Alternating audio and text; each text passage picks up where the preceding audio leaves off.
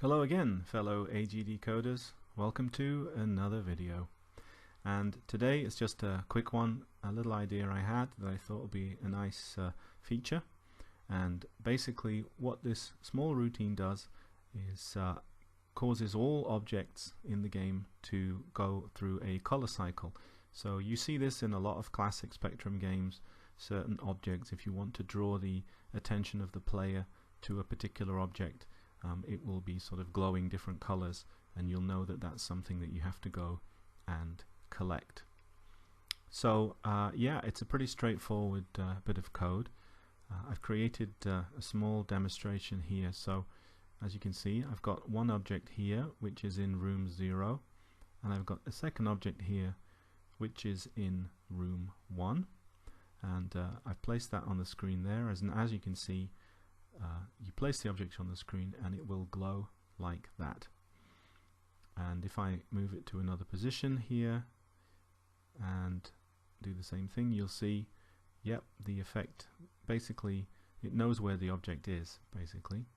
So if we look at the second object here, we'll put that in room 1, in screen 1, and we'll run that, and as you can see, so the same thing. So all your objects will do this.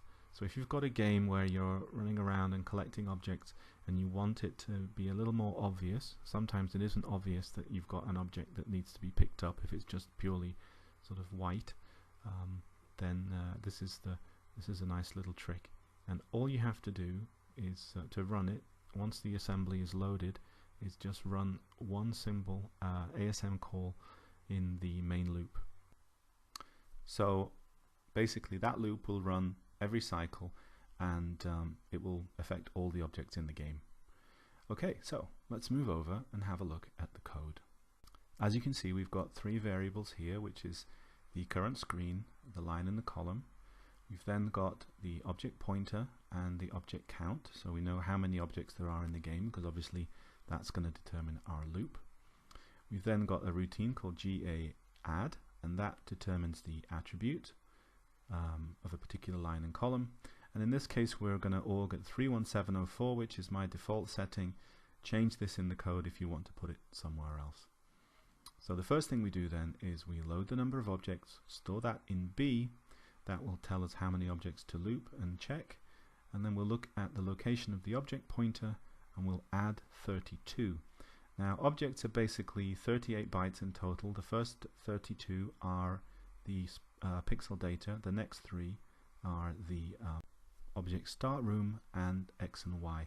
So the first thing we'll do when we add 32 there is we'll get the object's room, and we'll load it into the C register here, and we'll check then against the current room, and we'll see therefore, is this object in the room? And if it is, then obviously we'll run some code.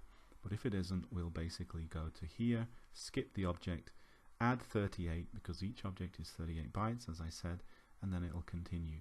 But if the object is in the room, then we're going to run this code here. So the first thing we do then is we put the address of the object on the stack so that we can get it back later. We then add 1 to the address. That will then give us the X coordinate. Now obviously the X coordinate is going to be in pixels, and we want it line and column. So we divide it by 8 here, so we rotate the bits 3 times to the right, and then we slice them off using AND31, and that basically gives us a division by 8, and that gives us the line value of the current object that we're looking at. So what we'll do is we'll store that in the AGD variable line here, because then we'll be able to detect the attribute position a bit later on. So here, variable line. We then increase HL the second time. Now we're looking at the Y coordinate, same thing again, divide by 8, and then we get the column.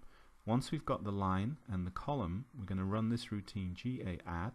This basically grabs the attribute on screen. It's an AGD inbuilt routine. It grabs the attribute address of line and column. So it converts line and column to an address. So if we then load A with this value, we can get the attribute value on screen and at the top left corner of the object. So after that, we then store it in D for now. We use and7, and basically what we're doing here, I'm going to scroll this down in a minute, but basically what we're doing here is we're getting the inc value, so it's the last 3 bits of the number, and so that we can basically increase it and cycle it. So we're checking here that once we've done that, if we reach the white color, we will basically reset it back to 0, and that's what this XOR is doing here, XOR A. So basically, if the inc is 7, then set it back to 0, and if not, then increase it. So I'll just, as I said, move this down here, and you can see there, increase the inc. So we're going from inc 1, 2, 3, 4, 5, 6, 7, and when hit 7, we go back to 1 again, because it's going to increase from 0 here.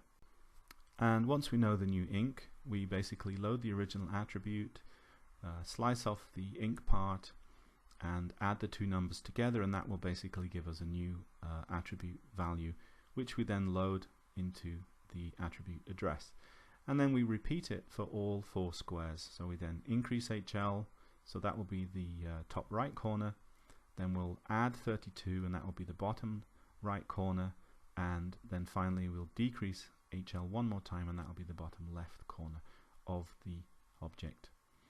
So yeah, basically that is pretty much it. Cycle the color, go through. So just a quick review here, then basically this part, the top part here, looks for objects on the screen. If the object is on the current screen, then it knows to color it. If not, it skips to the next object. And this part of the code, as we saw, grabs the current object's position and works out the attribute, and then cycles through the colors. So that's pretty much it, really. That's all you need to do. We'll jump back into AGD and just show you one more time how this works, and also show you that you can actually move the objects around. So for example, here we've got this little bottle, and if I go into the player code and move the object, so let's say I pick the object up here, and so we'll get the object and we'll just put it straight back down. So this will put it at the player position at 40, and there you can see. So if you want to have objects that the player picks up and drops and moves around, and they'll still glow, it won't be a problem. So yeah, that's pretty much it then, I guess. Quite a useful little routine. It's only about 80 bytes, so not going to take up a lot of space. You can put it in the char set, or you can put it in higher memory. Remember, if you do that, obviously with AGDX you can save off higher memory now. You can do a full memory save. Should work. So yeah, hope to see that perhaps in one of your games soon. And as always, keep enjoying the spectrum, and happy coding. Thanks a lot. Bye bye.